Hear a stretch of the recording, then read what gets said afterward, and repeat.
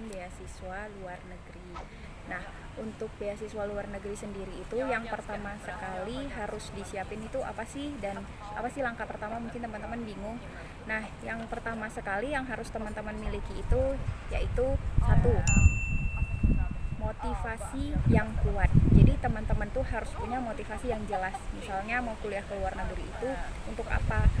Apakah untuk pengembangan karir? Apakah karena teman-teman suka untuk dengan ilmu itu sehingga ingin menjadi peneliti di bidang itu, atau hanya sekedar keren-kerenan? Nah, saya harap nggak ada ya yang motivasinya sekedar keren-kerenan.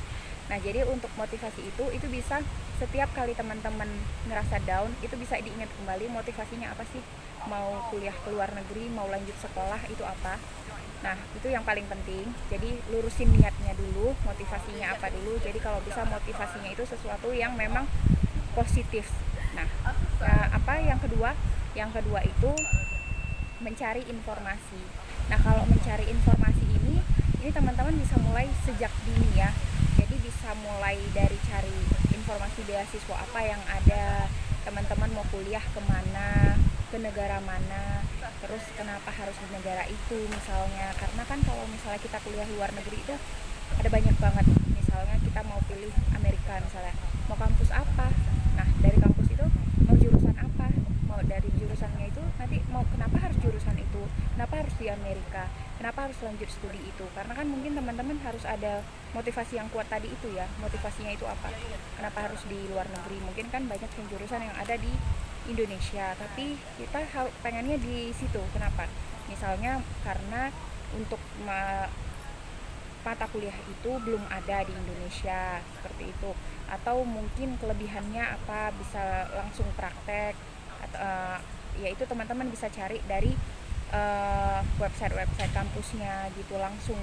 Biasanya di situ kalau misalnya website kampus tuh, pengalaman saya jelas sih, mulai dari berapa SKS-nya, terus apa aja yang akan dipelajari, sampai silabusnya, itu setiap mata kuliah isinya apa-apa aja biasanya jelas. Nah, kemudian apalagi yang harus dicari informasinya, yaitu senior yang mungkin sudah ada di kampus itu. Kenapa ini penting banget? Karena mungkin ada hal-hal yang teman-teman mau tahu tentang jurusan teman-teman itu, atau tentang negara tujuan itu, kota di situ, yang nggak ada gitu dicari di internet. Nah, jadi teman-teman tuh bisa cari-cari, misalnya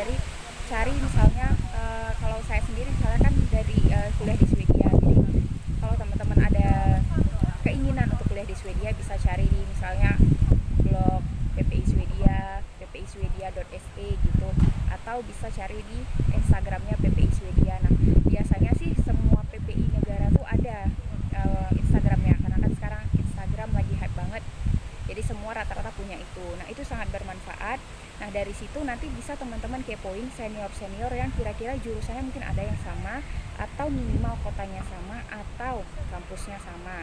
Nah, pengalaman saya waktu itu, saya berhasil nemuin senior yang pas banget jurusannya yang saya mau tuju, di kampus yang sama, di kota yang sama. Nah, dari situ saya langsung cari emailnya, saya langsung cari Instagramnya, saya follow. Kenapa saya follow sampai Instagram? Kayak saya berpikir Instagram tuh biasanya kan kayak yang kehidupan sehari-hari. Kalau di kehidupan sehari-hari itu kan kita bisa lebih tahu, wah gimana ya ntar aku di sana gitu. Jadi bisa dapat gambaran lah sedikit banyaknya gitu.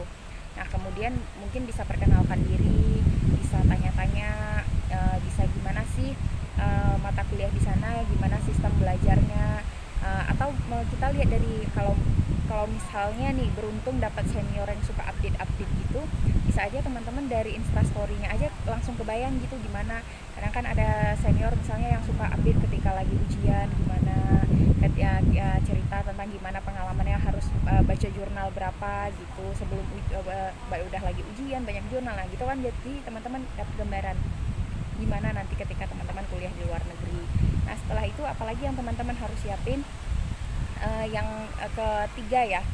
ketiga itu teman-teman harus mulai dari langkah awal. Jadi banyak orang yang suka berpikir gimana ya kuliah ke luar negeri gitu, tapi langkah awalnya nggak dimulai gitu. karena selalu berpikir secara menyeluruh. Dapetin beasiswa itu sulit, dapetin beasiswa itu nggak mudah gitu, banyak banget yang ada psikotesnya, ada wawancaranya, ada IELTS-nya atau TOEFL-nya gitu. Nah, harus ada juga yang kampus minta GRE atau GMAT. Nah, teman-teman tuh menurut saya nggak usah mikirin itu semua, pikir aja langkah awalnya. Ibarat kalau misalnya kita mau makan satu piring gitu, kita kan nggak mikir gimana masukin semua itu sekaligus ya. Kita harus makan dari satu sendok yang pertama. Nah, jadi satu sendok yang pertama itu kalau untuk dapetin beasiswa ibaratnya itu adalah IELTS. Nah, kalau misalnya teman-teman udah punya IELTS, nah baru bisa teman-teman mikirin yang lainnya. IELTS itu harus benar-benar disiapin teman-teman, karena menurut pengalaman saya ya, IELTS itu kan mahal menurut saya ya. IELTS itu mahal karena hampir 3 juta, karena $215 kalau nggak salah. Jadi dia itu bisa tergantung kurs gitu, jadi sekitarnya ya 3 juta lah amannya gitu. Nah, dari 3 juta itu kan kalau misalnya satu section aja kita gagal kan kita harus ngulang lagi gitu. Nah, kita harus, itulah tadi pentingnya kita cari informasi dulu berapa sih kampus yang kita mau itu minimal IELTS-nya berapa gitu. Nah, dari situ kita bisa set goal. Pertama sekali kita untuk persiapan IELTS kita harus punya IELTS-nya minimal berapa. Nah, untuk IELTS-nya itu sendiri teman-teman harus siapin diri, harus jauh-jauh hari, karena sebenarnya IELTS itu lumayan waktunya, bisa digunakan untuk 2 tahun. Jadi selama 2 tahun, selama teman-teman masih punya IELTS yang aktif, teman-teman bisa apply untuk beasiswa. Nah, selanjutnya apalagi yang selanjutnya itu yaitu miliki teman yang sevisi. Mungkin ada orang yang bisa dapetin beasiswa sendirian ya, main tunggal gitu istilahnya. Tapi lebih baik itu kita berjuang tuh kalau misalnya ada teman tuh lebih semangat. Ketika kita down ada yang motivasi, atau ketika ada yang berhasil kita tuh terpacu gitu semangatnya. Jadi kalau misalnya teman-teman nggak punya itu di lingkungan, dan di lingkungan saya, kalau kayak saya waktu itu di lingkungan kerja, kalau biasa orang kalau sudah kerja sudah nyaman dengan kerjaannya, tidak banyak, memang ada tapi tidak banyak yang berpikir untuk cari beasiswa lagi gitu.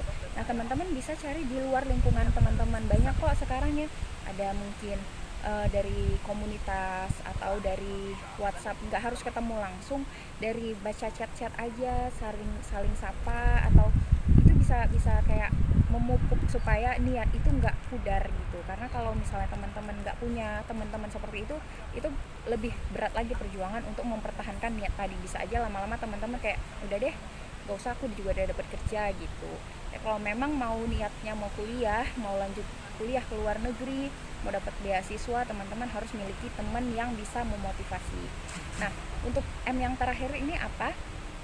M yang terakhir itu yaitu mohon sama Allah, karena apapun usaha kita, ya saya yakin ya kalau misalnya kita nggak berdoa, ya nggak, belum tentu juga, karena kan kita usaha, Allah yang tentuin. Jadi kesimpulannya dari yang saya sampaikan ini, gimana cara dapetin beasiswa luar negeri, M yang pertama tadi motivasi yang kuat, M yang kedua tadi mencari informasi, M yang ketiga mulai dari langkah awal, M yang keempat miliki teman yang sevisi, yang M yang kelima mohon sama Allah.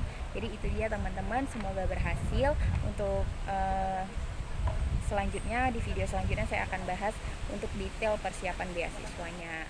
Selamat mencoba, semoga berhasil. Assalamualaikum.